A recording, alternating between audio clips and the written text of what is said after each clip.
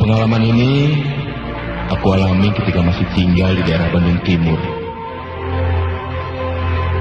Di kampung aku ada sebuah rumah yang cukup besar, jaraknya sekitar 25 meteran dari rumahku.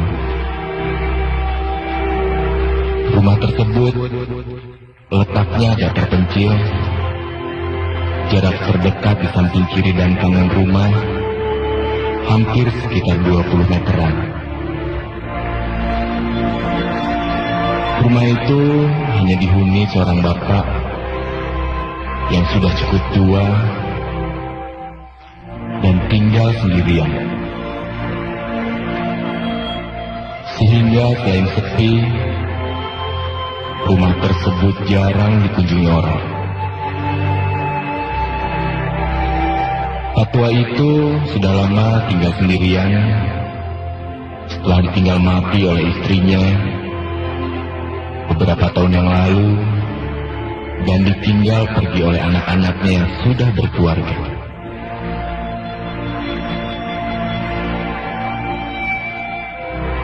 Beberapa tahun sudah istrinya meninggal. Bila malam hari sering terdengar suara aneh, lolongan anjing, tangisan bayi. Kadang-kadang terdengar seperti keramaian pasar malam. Semua itu biasanya terjadi pada malam Jumat Kliwon.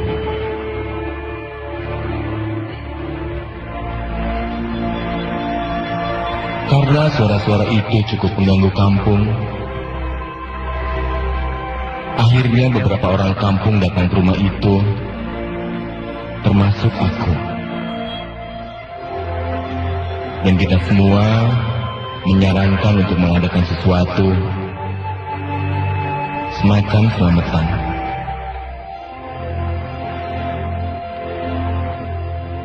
Dan setiap hari bakal ada 1 atau 2 pemuda kampung yang bakal menemani Pak Rahmat sekaligus memantau apa yang terjadi di rumah itu.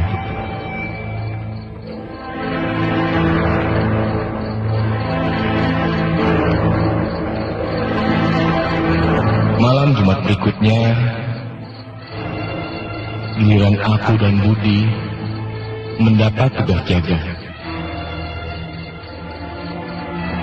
Setelah beberapa lama ngobrol di teras, aku dan Budi sekitar jam 11 malam merasakan ada sesuatu yang ganjil. Tapi kami merasakan ada sesuatu yang aneh di dalam rumah. Dan kami pun kemudian langsung masuk ke dalam rumah. Tapi baru saja kami menginjakkan kaki ke dalam rumah, kami melihat Pak Rahmat yang sedang duduk di kursi tamu yang lain. Sambil membaca koran, kami berdua memperhatikan. Tapi aku kaget sekali karena kursi-kursi tamu yang lain bergerak-gerak terus, seolah ada orang yang sedang menggoyang-goyang kursi itu. Pak Rahmat, Pak Rahmat. Aku mencoba memanggil Pak Rahmat, dan Pak Rahmat melihat ke arah kami dan melihat kursi yang bergoyang-goyang. Dia hanya terdiam. Tapi meski aku takut karena tugas jaga, kami pun memberanikan diri untuk ada di ruang tamu.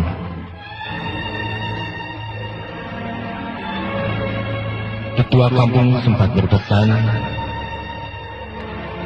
jika terjadi sesuatu, kami harus membaca doa-doa. Dan ternyata memang benar.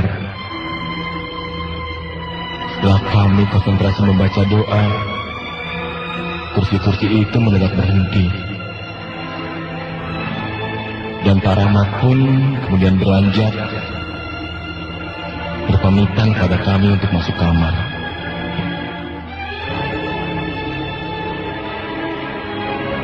Kami akhirnya berdua duduk di ruang tamu sambil terus berdoa. Tapi beberapa saat kemudian, Pak Rahmat keluar lagi sambil membawa kopi untuk kami berdua. Dan tiba-tiba saja kami dikagetkan dengan pertanyaan Pak Rahmat. Gimana, Dik? Ada sesuatu yang terjadi? Cuman yang tadi aja, Pak. Yang tadi gimana? Lah, bukannya Bapak tadi ada di sini? Enggak kok. Dari tadi Bapak kan tiduran di kamar.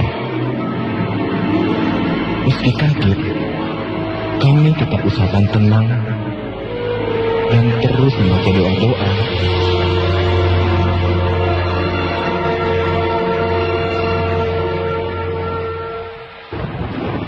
Rumah itu terasa sepi, apalagi kemudian turun hujan yang sangat lebat, disertai angin yang kencang. Dan keadaan rumah pun semakin sepi. Dan saat itu, kami berdua dikagetkan oleh suara ketukan di pintu. Dan begitu kami buka, ternyata Pak Bondan yang rumahnya paling dekat dengan rumah tersebut. Singkat cerita, kami terlibat obrolan dengan Pak Bondan tentang kejadian yang telah terjadi. Setelah itu, Pak Bondan pun pulang. Akhirnya tinggal kami berdua yang terus bermain catur. Tiba-tiba, dari arah belakang rumah tersebut, terdengar teriakan yang keras.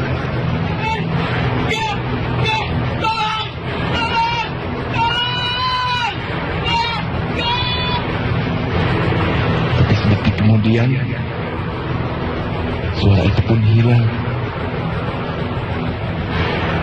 Tapi kami langsung berlari ke belakang rumah, dan kami melihat ada orang yang sedang nangkring di atas pohon jambu. Dan semua itu, Budi langsung pergi ke ketua kampung, dan aku mencoba membujuk orang tersebut untuk turun. Tapi, belum juga orang tersebut turun, tiba-tiba saja orang itu melotot ke suatu arah. Yang mau tidak mau, aku mengikuti arah pandangan orang itu. Dan ternyata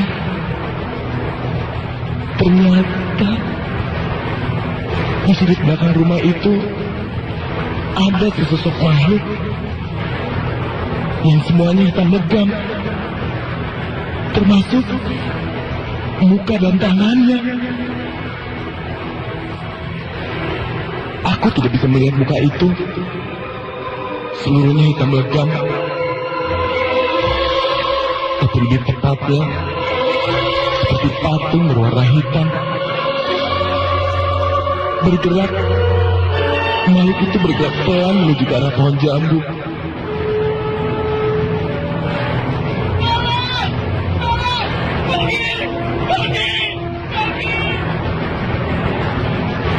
Orang itu pun berteriak-teriak lagi, tapi hanya beberapa detik saja, karena tiba-tiba makhluk itu terbang melayang dengan cepat menuju ke orang itu. Lebih tepatnya, menembus orang itu. Dan sedetik kemudian orang itu pun tegar berdiri di samping pohon. kemudian melayang pelan turun ke bawah, turun menuju ke tempatku berdiri.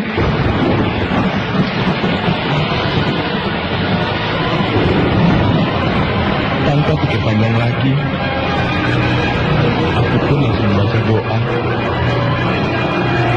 Semakin kencang doaku, orang itu justru semakin mendekat ke arahku.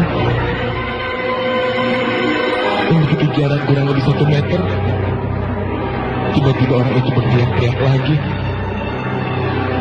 Dan kali ini, sama sekali tidak jelas,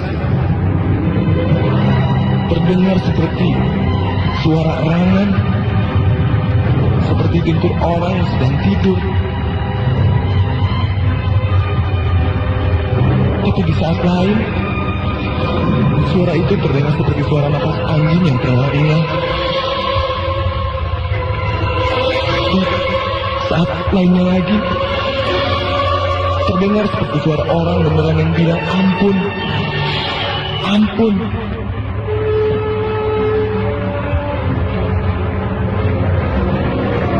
Dan tiba-tiba saja, di belakang orang tersebut, aku melihat ada beberapa orang kampung, ketua kampung, dan temanku Budi. Saat itu aku bersyukur, meskipun suasana tegang dan ngeri, ketika aku bergerak dan mendekat ke arah mereka,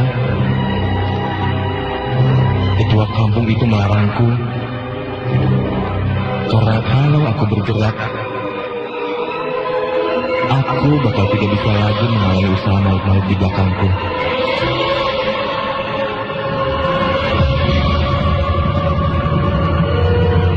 Dan begitu aku melihat ke belakang, ternyata memang benar, di belakangku ada beberapa sosok yang karena gelap, aku hanya melihat seperti manusia, tapi dengan tinggi badan di atas rata-rata manusia. Hampir sekitar jam 2, aku berada pada posisi tersebut. Sampai akhirnya, aku dengar suara orang di depanku berteriak. Badai! Badai! Diam kalian! Jangan takut sama Tuhan! Badai! Badai! Badai! Bahkan, sosok itu kemudian bilang dengan nafas yang terengah-engah, Pergi! Pergi kalian! Pergi kalian! Pergi kalian dari rumah ini!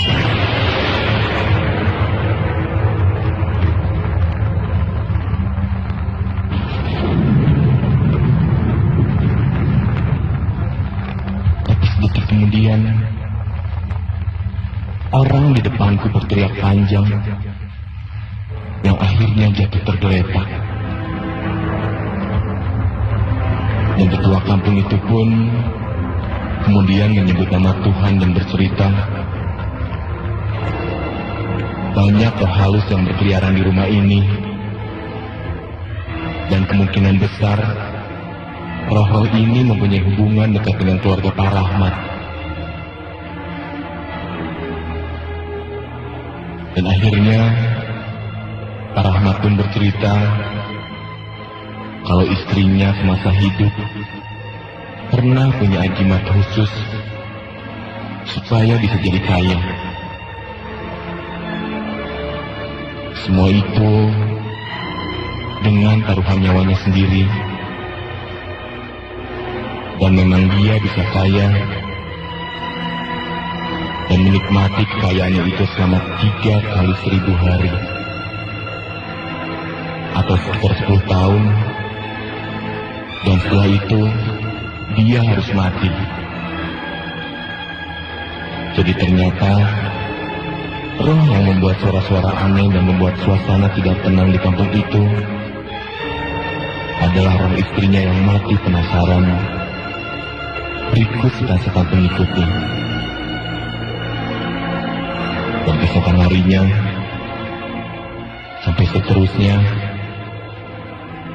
Suara itu sudah tidak terdengar lagi, persis 40 hari setelah kejadian itu. Setelah kejadian itu, seisi kampung geger karena rumah Pak Rahmat yang sebelumnya terlihat cukup besar dan mewah, tiba-tiba saja berganti menjadi sebuah rumah yang biasa-biasa saja. Dan 1 tahun sesudah peristiwa itu, Pak Rahmat meninggal dunia.